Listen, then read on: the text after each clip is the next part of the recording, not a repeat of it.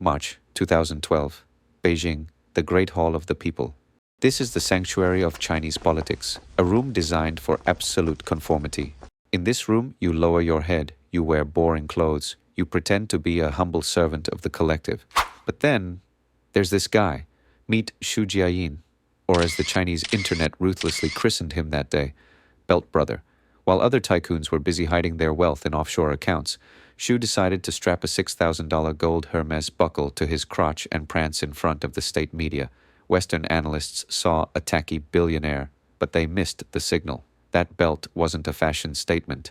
It was a power move. It was a golden middle finger to subtlety. It screamed, "I am not just a businessman. I am the chosen one. I am too big to fail."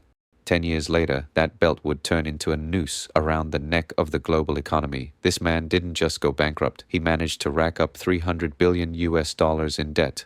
Let me put that number in perspective. That is more than the GDP of Finland. It is more than the cash reserves of Apple, Microsoft, and Google combined. Belt Brother didn't just build apartments. He built the world's largest financial time bomb. And in 2021, the ticking finally stopped. To understand how one former steelworker could kidnap the world's second largest economy, you have to understand the casino he was playing in. For 3 decades, China was addicted to a potent drug called urbanization. The government mandate was simple: build. Local governments needed revenue, banks needed to lend, and people, they needed a place to park their cash. In the West, you buy a house when it's built.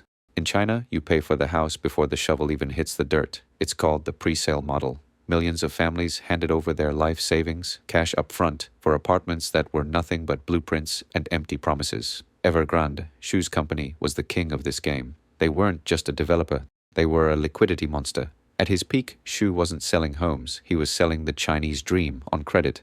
But while the stock market cheered, the foundation was rotting. The entire empire was built on a simple, terrifying lie: that housing prices would never ever go down. But before we get to the fraud, we have to look at the myth, because Xu Jiayin crafted his backstory better than any Hollywood screenwriter. According to the official lore, our villain is actually a hero, born in 1958 in one of China's poorest provinces, motherless at 8 months old, raised by his grandmother on moldy sweet potatoes. He likes to remind people of his first job, a night soil collector. That is a polite way of saying he shoveled human shit to sell as fertilizer. He clawed his way into college. He spent a decade grinding in a steel mill. He was the ultimate underdog. When he founded Evergrande in 1996, his pitch was simple: small units, low prices, lightning speed. He wasn't building luxury villas for the elite. He was building concrete boxes for the masses. He was the people's billionaire. The narrative was perfect. It was proof that in the new China, anyone could make it. Yeah, hold your applause. Because fairy tales in the financial world usually don't end with a happily ever after. They end with a forensic audit. Xu didn't become the richest man in Asia by selling cheap apartments. You don't make $40 billion by following the rules. He did it by discovering a glitch in the system, a glitch that allowed him to turn debt into personal wealth. Let's look under the hood. How does a peasant from Chinese slums get the biggest banks in the world to lend him billions? He plays cards. Literally. Enter the Big Two Club. This wasn't a networking event. It was a cartel of Asia's wealthiest tycoons, the old money of Hong Kong. Xu knew he was an outsider, so he spent months in Hong Kong eating shark fin soup and playing a card game called Big Two. He lost money to these sharks on purpose, millions of it, just to gain their trust, just to be invited to the table. And it worked. When Wall Street turned its nose up at Evergrande's junk bonds, the poker club stepped in. They backed him, they bailed him out. With their protection, Xu unleashed a business model that was effectively a Ponzi scheme with a skylight. Here's the mechanism. It's breathtakingly simple and incredibly illegal in most functioning economies. Xu would take your money for a house that didn't exist. But instead of using that money to buy bricks, he used it to buy more land. Then he'd take that new land to the bank and say, "Look how rich I am. Give me a loan." The bank would give him the cash. He'd use that cash to pay off the interest on his old debts and buy even more land. It's a shark that has to keep swimming to survive. As long as land prices went up, Xu was a genius. But the moment the market slowed down, the moment the music stopped, he wouldn't just be broke, he would be underwater with concrete boots. But Xu wasn't worried about the crash. Why would he be? He was too busy spending the money. And I don't mean buying a nice car. I mean spending money with a level of absurdity that would make a Roman emperor say, "Whoa, tone it down a bit, buddy." He bought a soccer team. He created his own brand of bottled water. He even formed a private troupe of dancers that, well, we'll get to them in a minute. He thought he was building a legacy.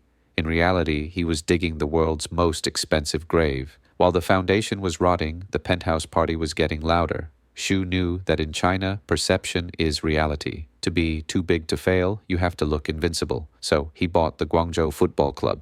He didn't know anything about soccer. He knew about winning. He burned through hundreds of millions importing stars from Europe and South America. And it worked. They won the Asian Champions League. The crowd roared. The government smiled. And the banks kept signing the checks. But nothing says, I am the emperor, quite like the Evergrande art troupe. Officially, this was a cultural division promoting the arts. Unofficially, insider reports suggest it was Xu's personal diplomatic corps. When grumpy bankers or skeptical officials came to visit, they weren't shown a boring balance sheet. They were treated to a private performance by the troupe. It was soft power, weaponized. A distraction so beautiful, everyone forgot to ask where the money was coming from. Then came the diversification. When real estate slowed down, Xu panicked. He tried to sell Evergrande spring bottled water. Then, the Hail Mary Pass, Evergrande Auto. He stood on a stage and promised to crush Tesla. He claimed he would produce 1 million cars a year. The catch? He hadn't built a single one. At the Shanghai Auto Show, they displayed a prototype. Journalists were kept behind a velvet rope. Why? Because rumor has it, the car had no engine.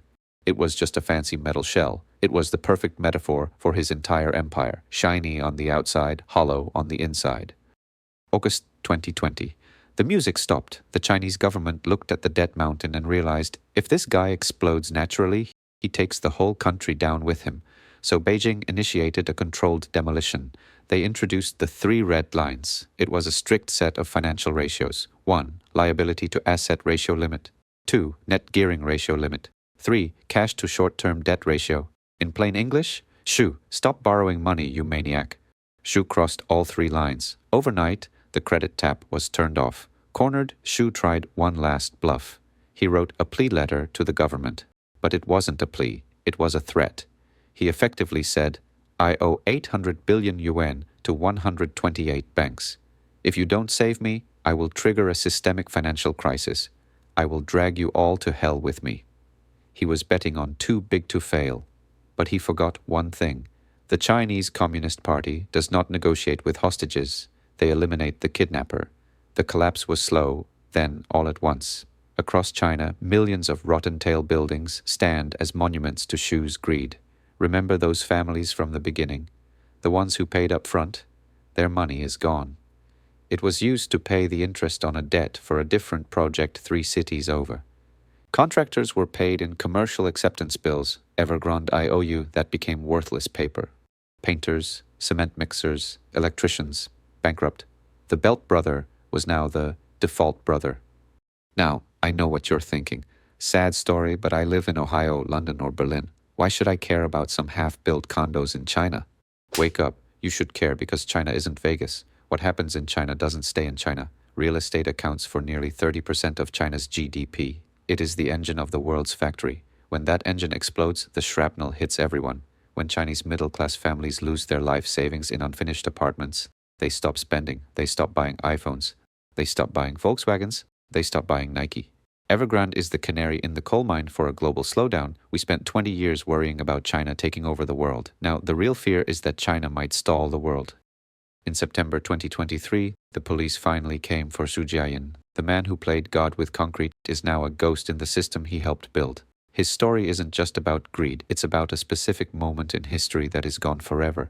The era of reckless growth is over, the party has ended, the lights are on, and the floor is covered in vomit and unpaid bills. Xu Jiayin thought he was the pilot of the Chinese economy. Turns out, he was just the fuel. And now, he's burned out.